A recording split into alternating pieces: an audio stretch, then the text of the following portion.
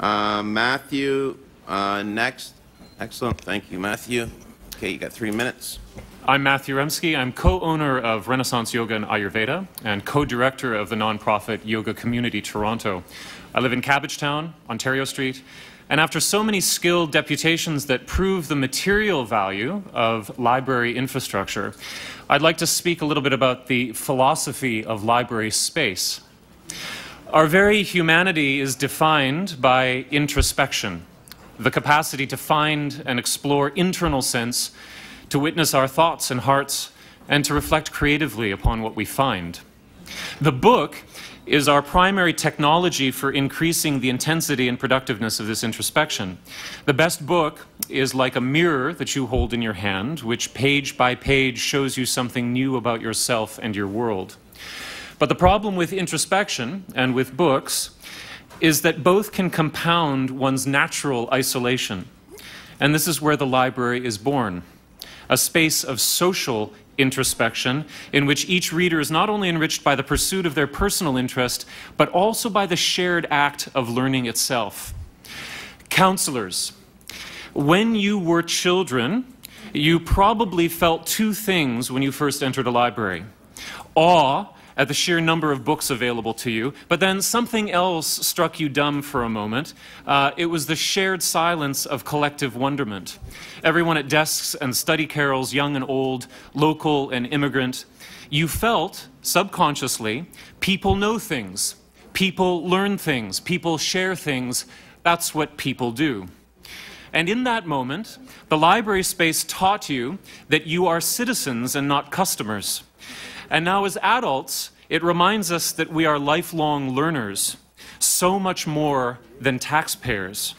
And this all happens under the watchful eyes of librarians, who are kind of like the secular mothers and fathers of the society, kind faces who introduce you to new worlds. Reducing these spaces of shared introspection in any way is obviously absurd. The lushness of library infrastructure, gardened and tended for generations, facilitates poetry, science, civics, ecology, and everything else we actually live by. Why would we ever consider going backwards? You're looking for money. I challenge you to look for it from the opposite direction by changing the question altogether. How much increased funding is needed to help libraries enhance their heritage of safe and open space? How much should we give librarians to help them negotiate the digital age? How much should we give libraries that they have given us so much? And after some philosophy, I hope that counselors all take advantage of their 2 minutes to ask about practical budgetary matters that I bring to the table as well. Thank you. Thank you.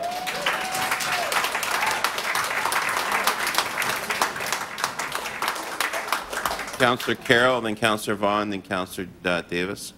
Thank you, Mr. Mayor. Matthew, are you an online user of books at the library, or you walk right in person? I walk right in person, and I always have. I wonder if they have this service there. I just looked up the Warhol effect on the Toronto Public Library website. Yes, and you can book it. You can have it sent to your branch or to Councillor Kelly's branch, wherever. Apparently, it tells you other books you should also read. Yes. Like Art and Today and things like that. Yeah, it does an Amazon-like selection for each user. Except for free. Yes, exactly. Yeah. Thank you, Matthew. Councillor Vaughan. Well, after such a poetic defense of the library system, I would like to hear some practical solutions. Okay. For a couple of things that you've all heard and considered already, obviously bring back the vehicle registration tax, obviously lift the freeze on property taxes.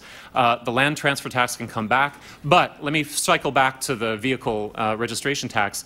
My additional idea here is to actually adjudicate that according to the mileage value of the vehicle in question. So what this would mean is that the vehicle to be registered would be assessed according to its registration tax accordingly, because the infrastructure cost of a small car, a hybrid car, a smart car rolling into the city is much, much less than the infrastructure cost and the ecological cost of a larger vehicle. So that's one thing that I'd like to add. And then a couple of behavior modification revenue ideas that I've got. They're not my ideas, but I think I haven't heard them yet today. I've been here since 9:30. Has anybody talked about congestion tolls? No. Nope. We've never spoken about. This has never occurred to council at all. At other committees. It's occurred to a few of us. At other committees, it's come up. Oh, okay, all right. I'm sure that's been argued against very effectively. No. So every civilized city, every world-class city is engaging in some kind of congestion toll structure. And I'm not a budgetary expert and I can't do the math on it, but I imagine that it's extraordinarily profitable, that it would be a strong revenue stream. I know that to drive into Manhattan from New Jersey, it costs $20 or something like that. And that's a congestion toll. And then they've got, within Manhattan itself. Sorry, your time's up. Sorry Yeah. about that. Next. Yeah. Those are very practical. Councillor Davis and then Councillor Layton.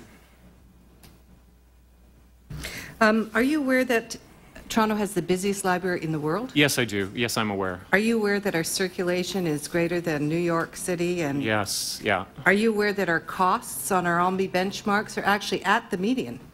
I wasn't aware of that, but I can tell you I can speak to the point of circulation. I have always used Toronto Reference Library. My local branch is Palmerston. It's always packed. I can rarely find a seat. And so I'm not surprised at all at the usefulness. Are you aware that the visits per library is probably one of the highest in the province? if I'm not North surprised America? at all. Would you counsel any of the councillors around this table to vote to close the library in a heartbeat? No. Thank you. Councillor Layton. Thank you very much. Any more practical budgetary matters that you got on that list there while we're... Yeah, two more. One is, I don't know quite how this would work, but I know that I grew up in Etobicoke, and currently there are perfectly beautiful homes that were built in 1940 through to about 1955 that are being purchased for anywhere from between $700,000 to $1 million. And what happens is that the new owners flatten them and then build new homes that go straight to the property lines and very ecologically intensive. And I'm wondering, are there any demolition taxes associated with that kind of changeover? Because it not only is it heartbreaking to see that amount of money go into the purchase of a perfectly beautiful home that's been well taken care of by usually about 2 generations of people now, 2 generations of a family, but to also see all of that landfill waste go off and a square footage arise that probably isn't necessary. So I'm just wondering about that. 40 seconds. Oh yeah. Okay. Okay. Yeah. To improve revenue, I guarantee the executive committee that if everyone took a course in nonviolent communication, meetings would go much more quickly. The amount of acrimony in the room and the divisiveness betwixt downtown interests and the outer ring interests would plummet. So I think that's an incredible cost-saving measure. It's very, very cheap. It would take an afternoon, really. Thank you. Good training. Yeah. Councillor Perks. No. It's going. Councillor Perks. Yeah, I was going to say, I hope this doesn't count as violent communication. An earlier deputant made reference to a book called The Warhol Economy. Yeah. And some members of actually the book, the correct title is Economy, I looked it up. and Councillor Kelly, who's spoken about it, has agreed with me that the title is The Warhol Economy. Would it surprise you that if you checked right now, you could not buy a copy at Amazon.com, but there are 8 copies in the Toronto Public Library? This is wonderful news. I would like to order them all and distribute them to my friends, although I think that the argument that the book presents is probably flawed, because my understanding of Warhol, or what I've gathered from Councillor Kelly, is that it's really the market that should be taking care of artistic ascendancy and pursuits and so on, and that all revenue really isn't about community investment in our shared ways of expression, but about who becomes most popular most quickly for whatever reasons, you know, and reasons that Mr. Warhol himself can't really speak to because he didn't understand them. Thank you. Thank Yeah. you, Matthew. Thank you Right. very much. Okay.